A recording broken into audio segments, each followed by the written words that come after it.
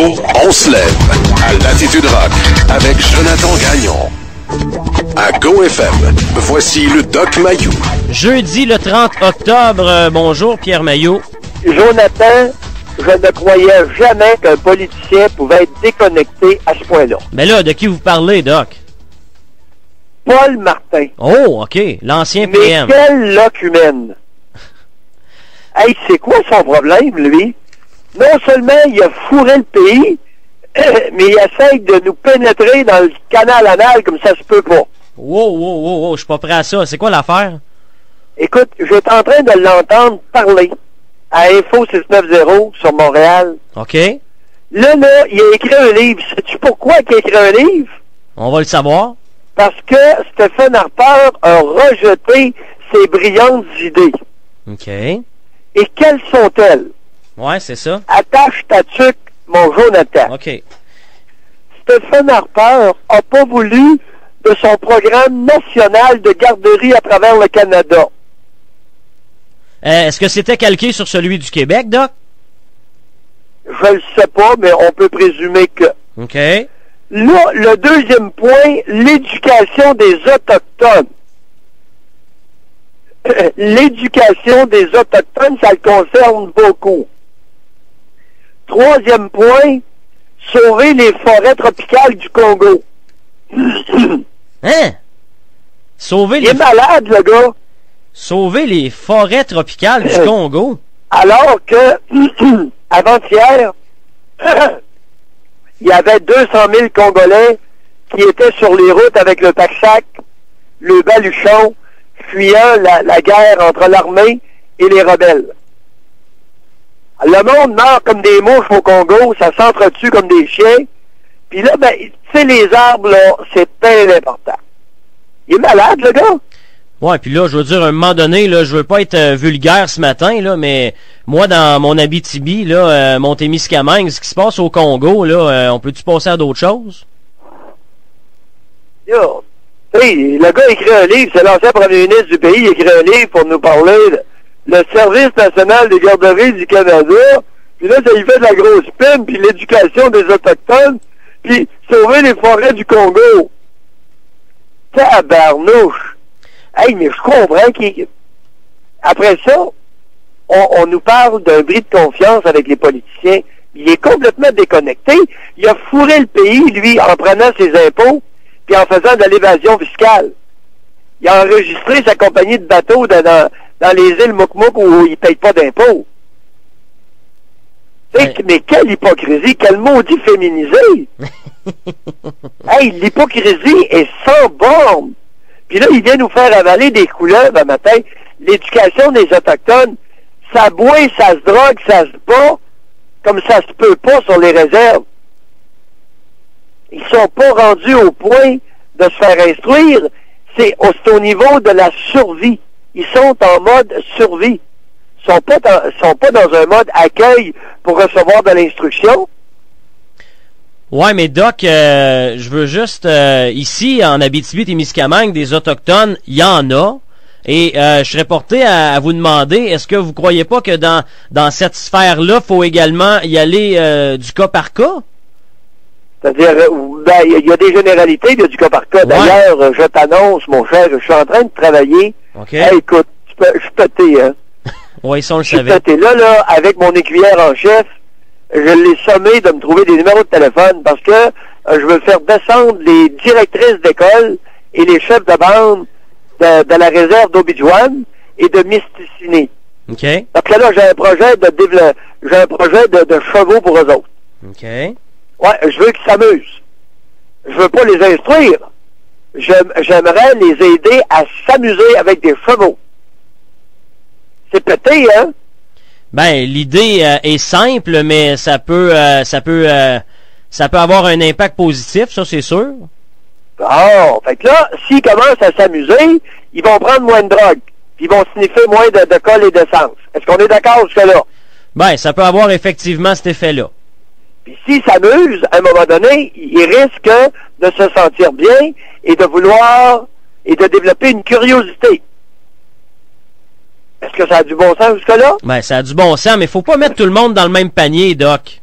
Dans quel sens? Non, mais vous dites les communautés autochtones se droguent, puis ils boivent. Oui, c'est vrai qu'il y en a. Oh, c'est un problème majeur. Ouais, c'est un problème majeur répandu. Et les Blancs se sont fait un devoir de leur amener du hashish, et puis de la cocaïne, puis du PCP. Et il y en a.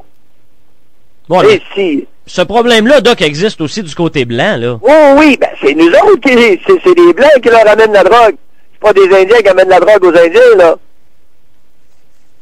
Ah oui, c'est ça que je viens de te dire. On s'est fait un devoir de leur emmener la drogue, comme on s'était fait un devoir, il y a 400 ans, de leur emmener l'alcool, puis la petite vérole. Alors, avant de jouer au papa gâteau et de parler de leur instruction, c'est que je trouve ça offensant pour eux, les propos de Paul Martin. C'est d'essayer de se donner une crédibilité en voulant instruire les Indiens. Hey, c'est pas fort. Là. Paul Martin, je pensais jamais qu'il était innocent à ce point-là et hypocrite à ce point-là. C'est l'hypocrisie là, qui me renverse. Ouais, ben j'avoue que je suis un petit peu surpris, là. Je veux dire, ça a quand même été un PM au Canada, ça, là. Une maudite grosse nouille de féminisé et hypocrite. Il a fourré le pays, mon homme, il est devenu premier ministre après. Voyons! Qu'est-ce que ça veut dire, Jonathan Gagnon, évasion fiscale? Ça veut dire quoi?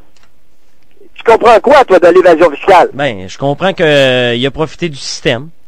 Non, oui, mais comment? Ça veut dire quoi, évader la fiscalité?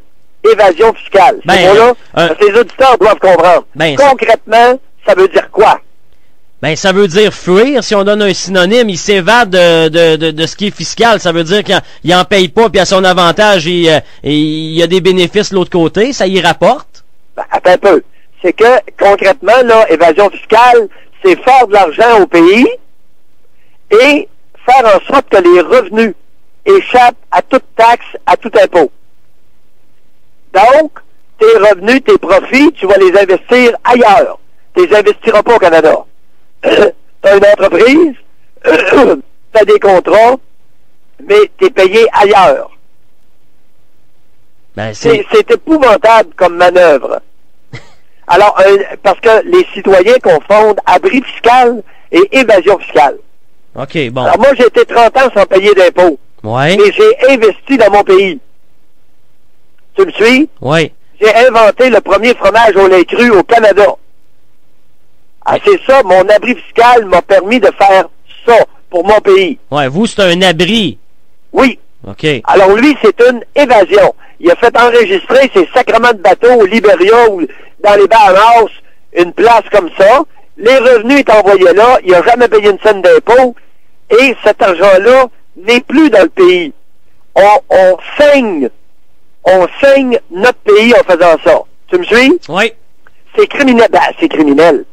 C'est immoral de faire ça. Et ce maudit féminisé-là, après avoir fait ça, OK, avec la Canadian Steamship Lines, vient déplorer le Service national des garderies, l'éducation aux Autochtones et les forêts tropicales du Congo. C'est indécent. Ce gars-là n'a pas un once de jugement. C'est un maudit crosseur. Et un grand crosseur. Mais là, que la semaine passée, là, ouais. Il y a un journaliste qui a écrit un livre sur les démarins. Ah, j'ai pas vu ça. Ben oui, Jonathan. Non, j'ai pas vu ça passer. Ben oui, c'est le pote. Il a écrit, c'est un journaliste qui a écrit un livre sur l'état des marais. Je pense qu'on aurait avantage à réfléchir à ça. Puis il a dit que Paul Desmarais avait été non pas un entrepreneur, mais un prédateur. Oh. Oui, tu vas te renseigner, mon petit Jonathan, matin, là. Ben oui, je vais faire ça. Oui, c'est le pote avec son livre la semaine passée. OK, je savais pas que ça existait. Oui. Et il a parlé dans son livre de l'état des marais. OK. Et il affirme que Paul Desmarais n'a jamais créé une entreprise. Il a été un prédateur. C'est-à-dire qu'il achetait une compagnie sur le bord de la faillite, introduisait dans l'entreprise tout ce qu'il y avait de subventions possibles, imaginables, et revendait l'entreprise à gros prix, encaissant la plus-value qu'il avait donnée à l'entreprise. Mais on n'appelle pas grâce aux subventions. Et les subventions, ça c'est ton impôt, l'impôt que je paye maintenant. Ouais, mais on n'appelle pas ça un gars wise, quelqu'un qui fait ça?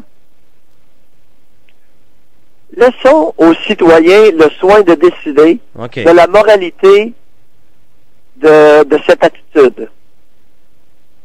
Et le gars, qu'est-ce qu'il a fait une fois qu'il a fait des milliards, qui est devenu milliardaire? Qu'a-t-il fait de son argent? J'en ai aucune idée, Doc. Ça serait important que tu le saches, parce que là, on parle de milliards. OK. Non, mais je vais m'informer. Où sont rendus les milliards que Paul Martin a fait au Canada? Et là, vous parlez de Desmarais. Où sont rendus les milliards que Paul Desmarais a fait au Canada? OK, les deux, là. Les deux. Ben oui, écoute, tant qu'en prendre un, on va y prendre à la paire, sacrément, maintenant, on ne prendra pas notre temps. On niaisera pas avec le POC. OK. Bon, mais je vais faire mes devoirs. On se reparlera de ça demain. Doc, moi, il n'y a pas de problème avec ça. Non, mais je peux pas tout connaître, là. Non, Jonathan, c'est pas un reproche que je te fais. C'est pour ça qu'on échange ensemble. C'est pour se bonifier mutuellement. Ben, j'aime ça quand vous me bonifiez, Doc. Ben oui, parce que c'est gros, là. OK, ben je vais... C'est gros et c'est relié. Vois-tu, c'est que là où je vais en venir, je veux en arriver à la manipulation de grands groupes. Et si l'intelligence humaine, s'il y a des individus plus intelligents, s'il y a des individus plus intelligents qui utilisent leur intelligence pour mieux fourrer la collectivité, on a un problème. Ça va nulle part, là, notre affaire. Ouais, mais de la manipulation de groupe, c'est pas de la politique, ça, Doc? Bon, ben, c'est ça qui... Non, mais tu sais, ben oui, je comprends très bien, mais à un moment donné, ça ressemble à ça, pas à peu près? Bon, parce que on assiste à une diminution des comportements de vote lors des élections. Exactement, oui. Bon, on assiste à un cynisme envers la politique, envers les politiciens. Mais il n'y a personne qui a encore décortiqué comment expliquer cette attitude de cynisme, de méfiance face aux politiciens. Le pourquoi. Et là, oui, en quel honneur? Pourquoi? En quel honneur on devient de plus en plus, il y a des grands groupes qui deviennent de plus en plus méfiants des politiciens. Un bel exemple ce matin, c'est le crosseur à Paul Martin. Il a fourré notre pays, puis là, il vient essayer de nous faire avaler hypocritement des couleuvres avec son petit maudit bouquin de trou de cul. Hey, les garderies nationales, en plus, moi qui trouve que de domper, de crisser des bébés dans des garderies d'État, c'est un crime contre la personne. Hey, ce maudit vieux bonze-là, vieil hypocrite, vient nous faire avaler ça. Hey, de quoi qu'il se mêle, lui? Ben, pourquoi on lui là, il vient fioler contre le gouvernement Harper. Ouais. Harper a laissé tomber nos grandes idées. Maudit innocent! C'est pas une grande idée, c'est une idée de trou de cul d'imbécile. Il y a personne qui ose dire publiquement. Faut te le dire, moi, mon petit Paul, le matin. Hey, petit Paul. Hey, petit Paul, le matin, là, va faire ton affaire. Va brasser tes millions, puis tes milliards, puis cœur-nous pas. Maudit hypocrite. Ramène tes milliards au pays, puis après, on va causer. Et qu'ils me disent que quelqu'un m'appelle et me dit ce matin, non, c'est pas vrai. Tu sais, Paul Martin, il a fait des milliards, mais il a tout réinvesti ces milliards au Canada. Que quelqu'un m'appelle ce matin et me dise ça. Jonathan Gagnon. Le message est passé. Et la même chose avec Paul Desmarais. Qu'on m'appelle et qu'on dise non, Pierre. Paul Desmarais a fait beaucoup d'argent avec les subventions canadiennes, mais il a tout réinvesti dans notre pays. Qu'on m'appelle et qu'on me dise ça ce matin. Bonne journée, Doc. Salut, ça me met le faux derrière, Jonathan. Encore une fois. Ben non, mais écoute, c'est une... Vois-tu, t'insultes hypocritement une population, puis ensuite, t'en rajoutes. Tu dis, non, ma gang de caves, là, vous n'avez pas assez eu, c'est que je vais vous faire avaler une coupe de belles grosses couleuvres en plus. Hey, ferme ta gueule, vieux maudit. C'est ce qu'on va faire. Jonathan. Ouais, bonne journée. J'ai pas d'allure à l'occasion. C'est